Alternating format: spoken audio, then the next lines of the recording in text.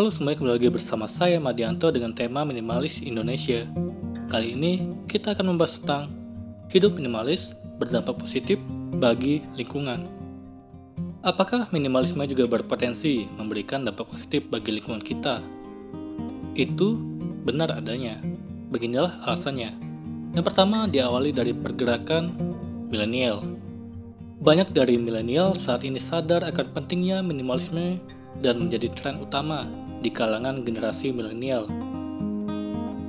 Dibesarkan oleh para baby boomer yang cenderung berpegang pada mempunyai segalanya, yang menyimpan banyak barang di rumah, bahkan barang yang sudah rusak sekalipun, dan menghabiskan uang pada hal-hal material. Generasi milenial sedang menuju ke arah yang berlawanan. Mereka lebih suka menghabiskan uang mereka untuk pengalaman daripada hal-hal materi, seperti jalan-jalan dan juga untuk investasi. Selain itu, kaum milenial sedang berjuang secara ekonomi.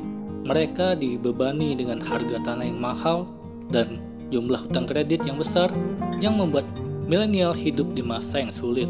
Mereka akhirnya pilih-pilih tentang cara mereka membelanjakan uang tambahan yang mereka miliki.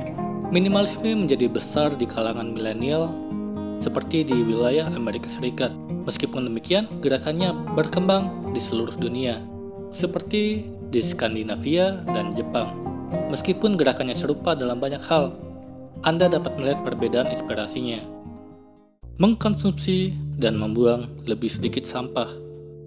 Memiliki lebih sedikit barang pasti mengurangi dampak terhadap lingkungan. Jika kita secara sadar memantau apa yang kita beli, kita akan mengkonsumsi lebih sedikit dan menghasilkan lebih sedikit limbah. Coba pikirkan jumlah kemasan yang disertakan dengan apa yang kamu beli. Ada tas dari toko atau kotak dan bahan pengemas dari barang online. Kemudian, produknya sendiri seringkali ditutup dengan plastik. Jika itu pakaian, akan ada label di pakaiannya. Sedikit faktor ini saja sudah berdampak besar bagi lingkungan, meskipun tampaknya kecil. Selain itu, jika Anda membeli lebih sedikit barang, Anda pasti ingin mendapatkan barang berkualitas yang tahan lama. Hal ini berarti kamu akan lebih hemat, karena kamu tidak menyingkirkan pakaian yang berlubang atau piring yang ternoda atau rusak. Konsumerisme adalah penyumbang terbesar atas perubahan iklim. Mereka bertanggung jawab atas naiknya 60% emisi gas rumah kaca global. Konsumen yang membeli barang-barang yang diproduksi di seluruh dunia berarti akan banyak transportasi yang dibutuhkan untuk membawanya ke tempat yang dituju. Transportasi itu menghasilkan gas rumah kaca yang berbahaya bagi lingkungan. Dengan mempraktikkan minimalisme, jauh lebih mudah untuk mengkonsumsi lebih sedikit produk dan sebagai hasilnya menghasilkan lebih sedikit limbah. Kapanpun kamu membeli sesuatu, itu seringkali disertai dengan kemasan. Pengemasan seringkali berakhir di tempat pembuangan sampah atau diangkut ke belahan dunia lain untuk didaur ulang.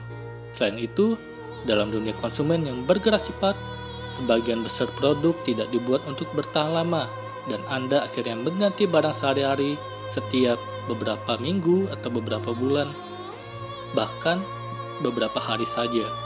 Tren mode belanja cepat membuat orang membeli lebih banyak pakaian yang membutuhkan banyak air untuk diproduksi dan berkontribusi pada bahan yang ditemukan di pantai dan area lain yang tidak seharusnya terdapat sampah, yang membahayakan kehidupan tumbuhan dan hewan yang hidup di sana.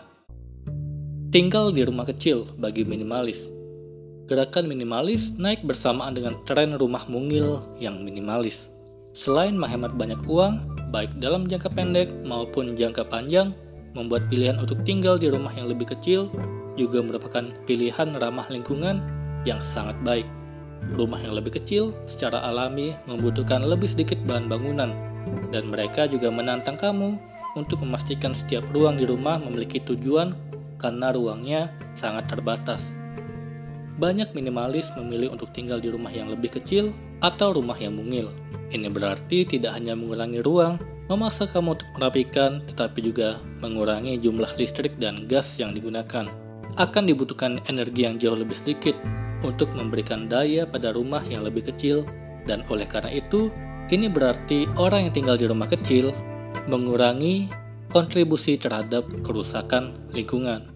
Para minimalis juga harus berusaha untuk menyimpan lebih sedikit barang di rumah mereka untuk memaksimalkan ruang dan meminimalkan dampak lingkungan.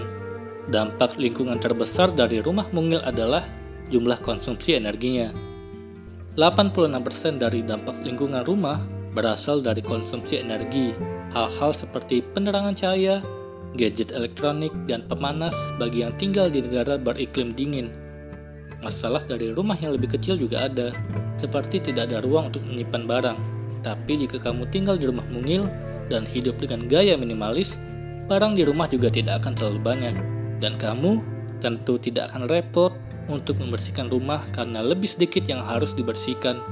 Minimalisme adalah cara yang bagus untuk memantau lingkungan dan diri kamu sendiri. Bahkan jika kamu perlahan-lahan beralih ke gaya hidup yang lebih minimalis, itu tetap akan berdampak pada lingkungan dan dunia menjadi lebih baik lagi.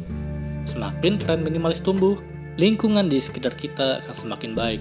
Semoga ini bermanfaat. Sekian dan terima kasih.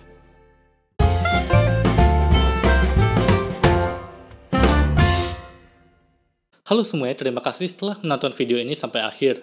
Jika kalian punya saran, silahkan tuliskan di kolom komentar video apa yang harus saya buat untuk selanjutnya.